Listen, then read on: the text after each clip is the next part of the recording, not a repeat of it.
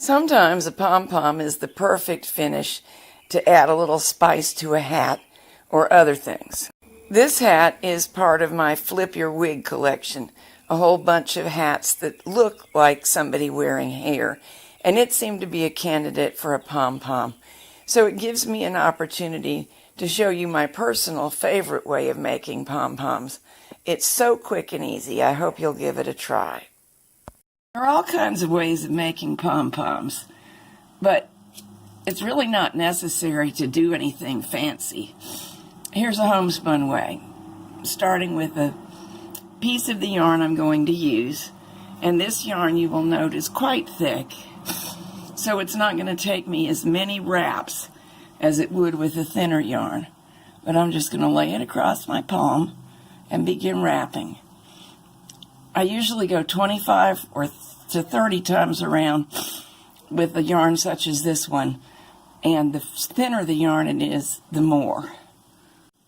13, 14, 15, 20, and I'm aiming for 30, I think. If it were worsted weight, I'd go for 50 to 60. If it were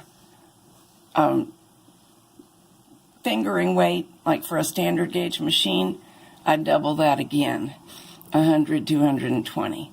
So I just slip them off my hand, snip that. The bundle stays pretty neat if you handle it gently. I'm going to lay it across my pre-cut piece of yarn, making sure that's pretty well centered.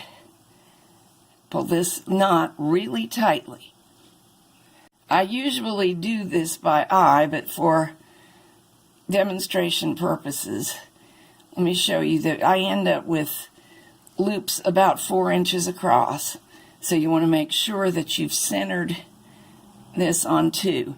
Your size of loop will vary a little bit with the size of your hands, but most women are within a close range, so we can do this. This is the hard part right here. It won't stay a nice pom-pom if this doesn't stay tight. So if you want to, you can flip it over and tie it again. And if you have somebody handy with a spare finger to help hold the knots tight, that's a good thing too. Now go around the yarn bundle, snipping all the ends. Don't be dismayed, it won't look good yet, because they're not going to be all even due to the nature of our wraps. Just make sure that every end gets freed, because the whole thing about a pom-pom is wanting it to stick straight out from the center. So let's make sure everybody's trimmed and sticking out, and then we can trim it to perfection.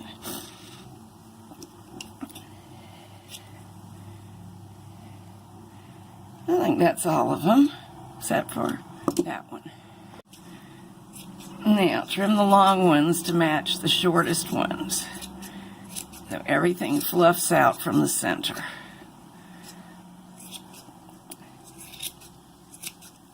And don't be dismayed. How horrible is it if you make one pom-pom that doesn't work? Just practice and you'll get good at it.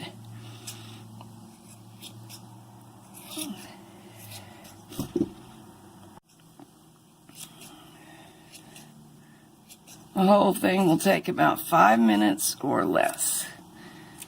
No special equipment. Just your hand and your scissors and your yarn. I think I'm about there. Here are the secrets of success. You need an adequate number of wraps to get a nice full pom-pom. So if my numbers don't seem to work for you, add wraps. The knot that holds the whole thing together needs to be really, really tight, so perfect that. The ends need to be quite evenly trimmed so the whole thing will puff out from its center. Finally, in some soft yarns, this is too long of strands to puff out because they don't have as much body. In those cases, just trim them shorter. But usually, if you make enough wraps that it's very dense, they don't have any choice except to pop out, so you can experiment with more and fewer wraps.